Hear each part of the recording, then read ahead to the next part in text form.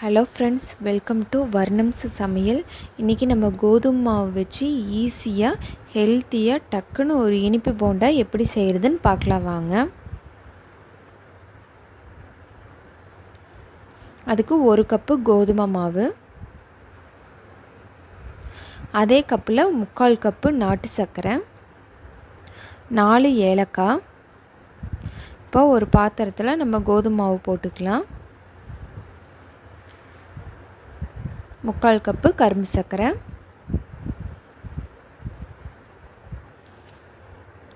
4 ஏலக்காயை தோலை நீக்கிட்டு நல்லா நுணுக்கி வச்சுருக்க பொடியாக அதையும் சேர்த்திக்கலாம். உப்பு ஒரு பிஞ்சு சேர்த்து ஃபஸ்ட்டு இதை நம்ம நல்லா மிக்ஸ் பண்ணி விட்டுக்கலாம். நல்லா கலந்து விட்டுக்கோங்க. இந்த மாதிரி நல்லா கலந்தாச்சு. இப்போ நான் 1 டம்ளர் தண்ணி ஊற்றிக்கிறேன். மொத்தம் 1/4 டம்ளர் தேவைப்படுது. நம்மளுக்கு கெட்டியாக இருக்கக்கூடாது, அதுக்குன்னு ரொம்ப தண்ணியாகவும் இருக்கக்கூடாது. ஒரு 1/4 டம்ளர் ஊற்றி நான் நல்லா மிக்ஸ் பண்ணிட்டேன். பாருங்கள், இந்த அளவுக்கு இருந்தால் போதும். ரொம்ப தண்ணியாட்டும் வேண்டாம். ரொம்ப கெட்டியாக போட்டிங்கன்னா நம்மளுக்கு போண்டா சுட்டு எடுக்கப்போ ரொம்ப ஹார்டாக இருக்கும். இதே ஒரு அரை மணி நேரம் நம்ம அப்படியே ஊற வச்சிடலாம். இப்போது ஒரு வடைச்சட்டியில் எண்ணெய் ஊற்றிட்டேன். இப்போ மாவு நல்லா ஒரு 1/2 hour நல்லா ஊறிடுச்சு. சர்க்கரையும் நல்லா கரைஞ்சிருச்சு. இப்போ நம்ம கொஞ்சம் கொஞ்சமாக எடுத்து எண்ணெயில் போட்டுக்கலாம். இது போடுறப்ப என்னடா இவ்வளோ தண்ணி மாதிரி இருக்குதுன்னு நீங்கள் நினைக்க வேண்டாம். இது போட்டதுக்கப்புறம் பார்த்திங்கன்னா நல்லா அதுவே ஃபஃப்னு ஊதி வரும்.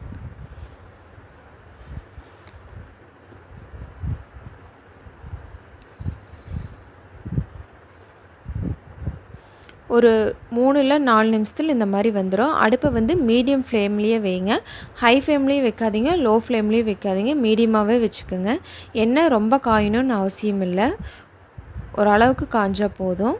இப்போ நம்ம அதை திருப்பி போட்டுக்கலாம்.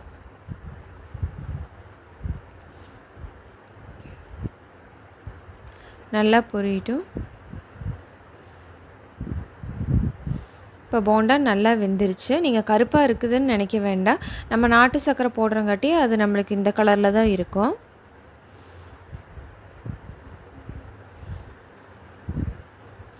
இப்போ நான் இன்னொரு டைமும் உங்களுக்கு போட்டு காட்டுறேன் பாருங்கள்.